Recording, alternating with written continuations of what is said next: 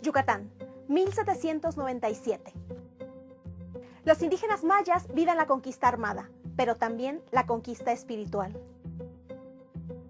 Gracias al humanismo de los frailes franciscanos, aprenden música y también saben leer y escribir. Con estas nuevas habilidades deciden transmitir su conocimiento de manera secreta, a través de los libros del Chilam Balam. En esos libros existe un relato de origen europeo que ha pervivido durante centurias. Se titula El cuento de la doncella Teodora. Es el único relato literario que se encuentra recopilado en esos libros mayas. ¿Por qué decidieron copiarlo? ¿Qué importancia pudo haber tenido ese relato tanto para los europeos como para los indígenas mayas? Acompáñenme a develar estas y otras preguntas para conocer el secreto de Xujuy Teodora.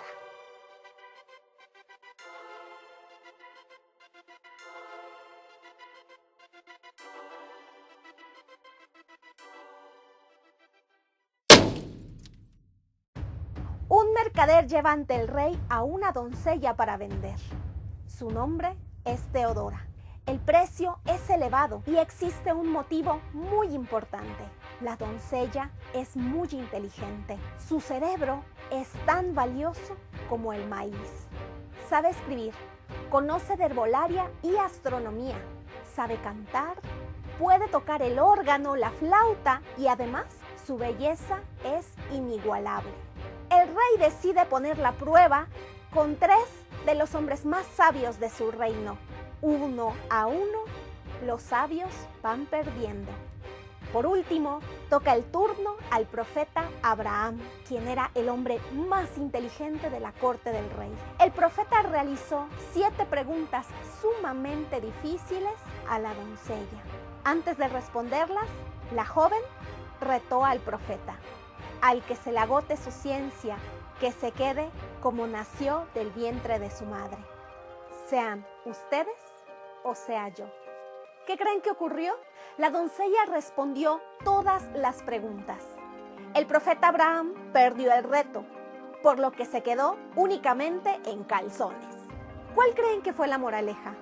No les vaya a suceder lo que les pasa a los cortos de entendimiento. La historia de la doncella Teodora es la que se encuentra en 3 de los libros de Chilam Balam. En la actualidad, consideramos este relato como una obra de ficción. Sin embargo, durante la conquista, el concepto de literatura no existía, no como ahora nosotros lo conocemos. Tanto mayas como europeos tenían una concepción muy diferente de los registros escritos. Y el relato de Teodora nos ayudará a comprenderlo. Durante la época precolombina, solo las altas jerarquías mayas conocían la escritura. La escritura contenía un carácter sagrado. Era la manera de ordenar el cosmos, informar acerca de la historia, conservar los rituales y transformar la vida cotidiana en algo sobrenatural gracias a la intermediación de sus dioses. Después de la conquista, cuando algunos mayas de élite aprendieron los caracteres latinos, crearon un nuevo soporte para esa escritura y esas historias precolombinas.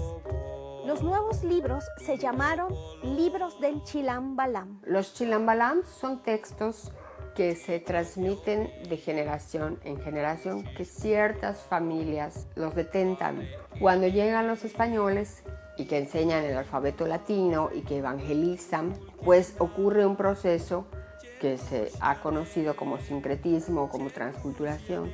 Las ideas religiosas mayas se van permeando con el catolicismo Los que eran catequizados eran los que eran alfabetizados. Como ellos tenían también la intención de preservar su memoria, con este nuevo alfabeto van transfiriendo todo lo que ellos sabían. Chilam quiere decir el que sabe, el que puede hablar, porque era el que hablaba con los dioses. Balam es un apellido que existe hasta nuestros días. Parece ser que uno de los más sabios sacerdotes tenía este apellido y luego de ahí se quedó para todos los libros Chilam Balam.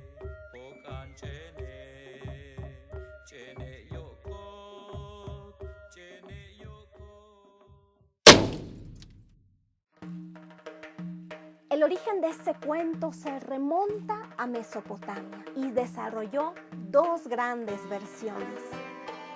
La primera se conoció gracias al libro de las 1001 noches.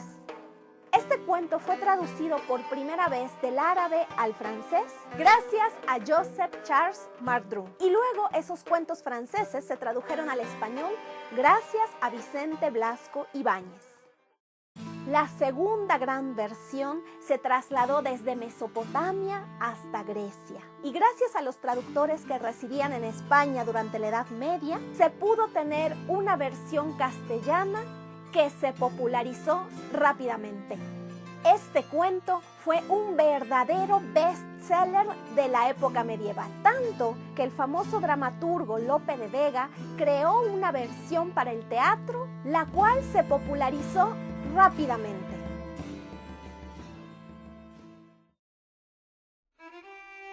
Uno de los motivos del éxito de esta obra se debió a la heroína, una mujer que es una esclava y sin embargo es la mujer más inteligente, incluso mucho más que los sabios de la corte del rey.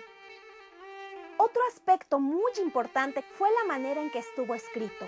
Gracias a la técnica de preguntas y respuestas, se utilizó este cuento para agregar información que constituía los avances científicos de la Edad Media.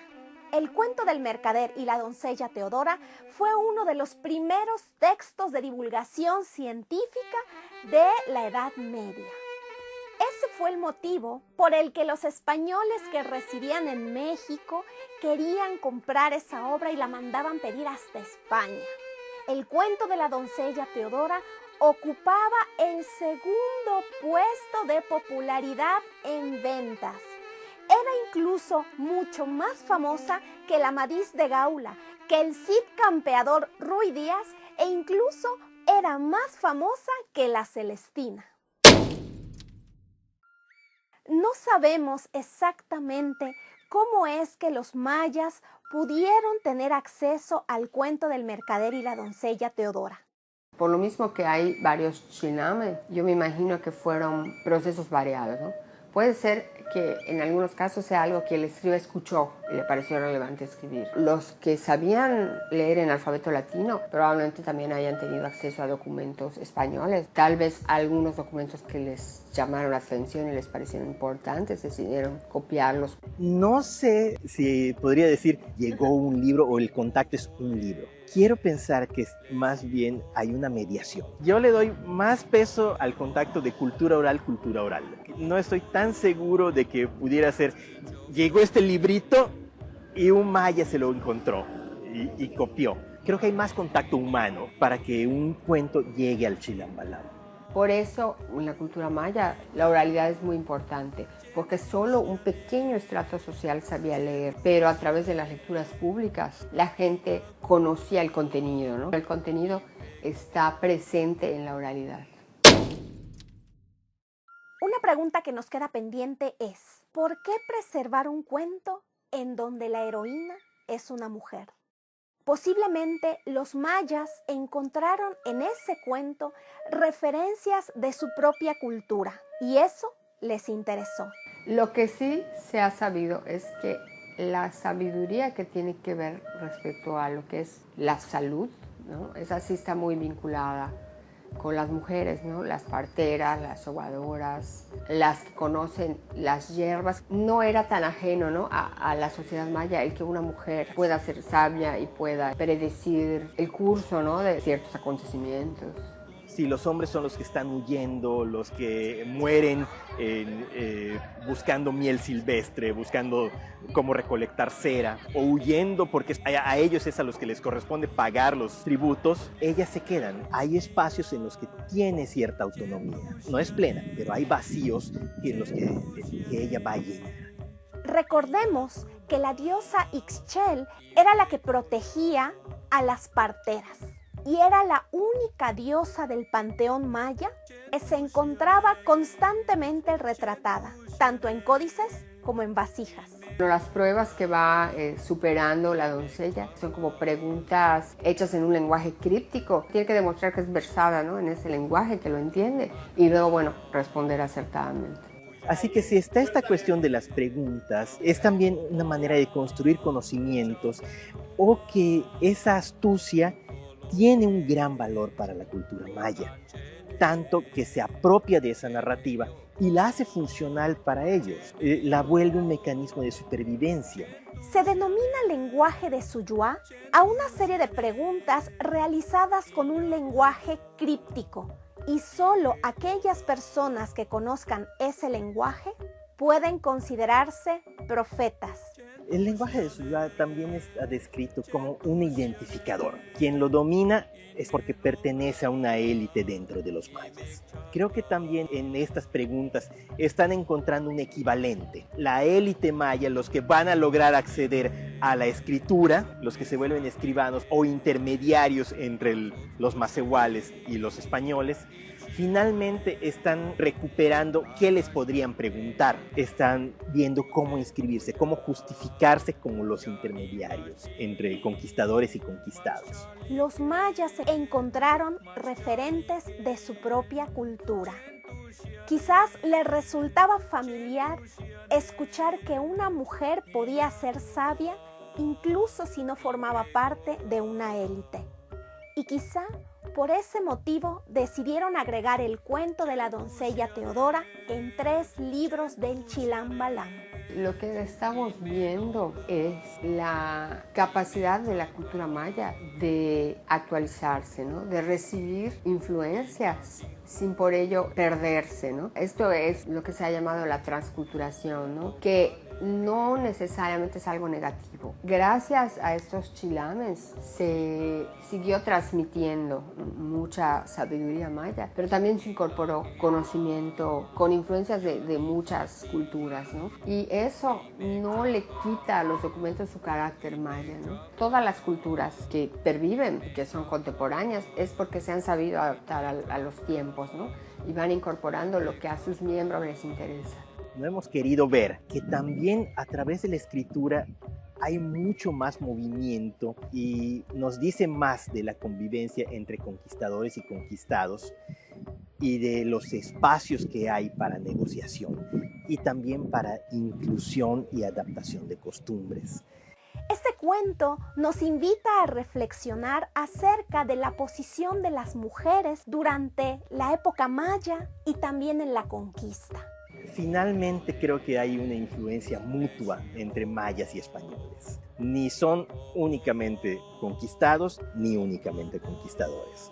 Hay mucho de convivencia, tal vez mucho más pacífica de lo que queremos reconocer. El cuento ha sobrevivido durante centurias y ahora nos habla a nosotros, en pleno siglo XXI. Cuando nosotros entendemos que hay una estética valiosa, ¿no?, y que hay unos valores profundos en todas esas tradiciones, entonces nos volvemos de veras una sociedad plural. No somos monoculturales, ¿no?, somos pluriculturales, y cuando lo asumimos nos esforzamos por conocer las diferentes literaturas, ¿no?, los diferentes cánones. Creo que va a ser algo más interesante, ¿no?, más acorde con esta situación tan híbrida que nos ha tocado vivir.